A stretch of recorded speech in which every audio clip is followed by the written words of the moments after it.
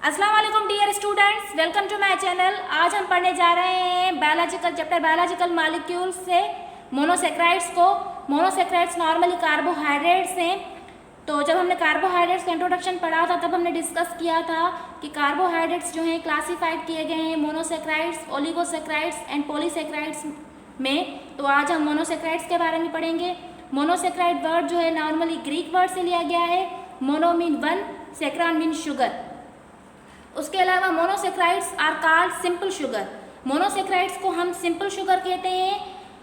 इसको simple sugar क्यों कहते हैं? Because they can not be further hydrolysed into simple sugar.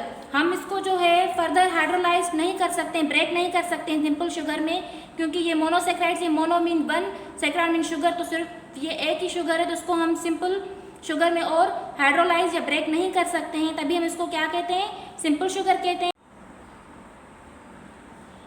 General formula जो है मोनोसेक्राइड्स का वो है CnH2nOn। उसके अलावा मोनोसेक्राइड्स जो होते हैं वाइट क्रिस्टलाइन सॉलिड होते हैं। क्रिस्टलाइन सॉलिड क्या होते हैं? जिनमें जो है एटम, आयन या मॉलिक्यूल जो है वो जो है अरेंज्ड हो ऑर्डर्ड स्ट्रक्चर में, तो उनको हम क्या कहते हैं? क्रिस्टलाइन सॉलिड कहते हैं। तो ये जो है मोनोसेक्राइड ये वाइट होते हैं और उसके अलावा क्रिस्टलाइन सॉलिड्स होते हैं। इनकी जो टेस्ट होती है वो स्वीट होती है और उसके अलावा ये जो है वाटर में सॉल्युबल होते हैं। Monosaccharides classified according to the number of carbon atoms present in each molecules. Monosaccharides को क्लासिफाई किया गया है कि उसमें जो है कार्बन के एटम्स की कितनी तादाद है हर मॉलिक्यूल के अंदर, उस हिसाब से मोनोसेक्राइड्स को क्लासिफाइड किया गया है। Monosaccharides can be triose, tetrose, pentose, hexose and heptose. Monosaccharides जो हैं ट्रायोस भी हो सकते हैं, टेट्रोस भी हो सकते हैं, पेंटोस भी, हेक्सोस भी, हेप्टोस भी, ETC।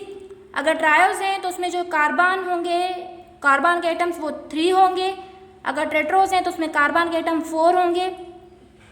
अगर पेंटोस हैं तो उसमें कार्बन के एटम 5 होंगे। अगर हेक्सोस हैं तो उसमें कार्बन के एटम 6 होंगे। अगर हेप्टोस हैं तो उसमें कार्बन के एटम 7 होंगे। Some important examples of monosaccharides. ये मोनोसेक्राइड्स के कुछ खास एग्जाम्पल्स हैं। पहला जो है क्लास ट्रायोस, इसमें जो है 3 कार्बन एटम होते हैं। तो इसका जो एम्पिरिकल फार्मूला है C3H6O3। नॉर्मली हमने जो इसका जनरल फार्मूला पढ़ा था कार्बोहाइड्रेट्स का, उसका जनरल फार्मूला क्या था? CnH2nOn।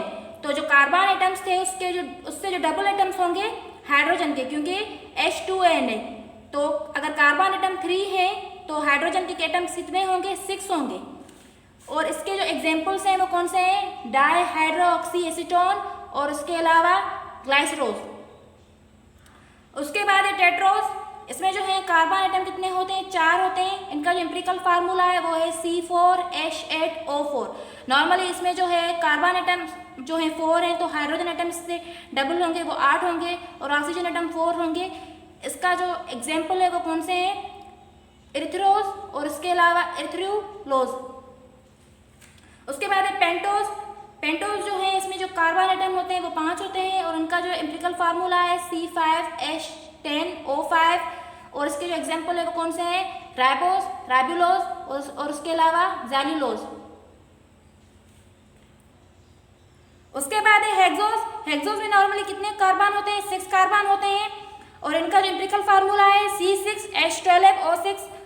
और हेक्सोस को जो है 2 क्लासेस में डिवाइड किया गया है, एल्डोसिस एंड कीटोसिस।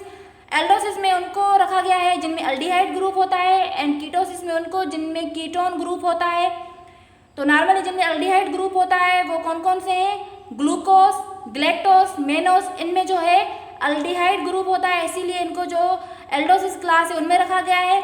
और उसके अलावा फ्रक्टोज में जो है कीटोन ग्रुप है, तो इसीलिए इसको जो है कीटोसिस क्लास में रखा गया है। उसके बाद है हेप्टोस। हेप्टोस में नॉर्मली जो है 7 कार्बन्स होते हैं और इनका जो एम्पिरिकल फार्मूला है वो कौन सा है? C7H14O7। और इनकी जो एग्जाम्पल है वो है glucoheptose. Now importance of monosaccharides. Monosaccharides found in various fruit and vegetables. Monosaccharides जो है मुख्तलिफ किस्म के फ्रूट्स एंड वेजिटेबल्स में मौजूद होते हैं।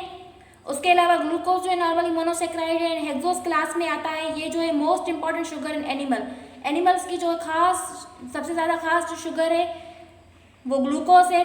उसके अलावा ये जो है प्रेजेंट होता है ब्लड में। अगर आपसे कोई पूछेगा हमारे ब्लड में कौन सी शुगर मौजूद होती है तो वो ग्लूकोज होता है। उसके अलावा एडिशनल और excess glucose stored as glycogen in liver and muscles, और जो एडिशनल या ज़्यादा जो ग्लूकोज होता है वो जो स्टोर हो जाता है ग्लाइकोजन में लिवर एंड मसल्स के अंदर।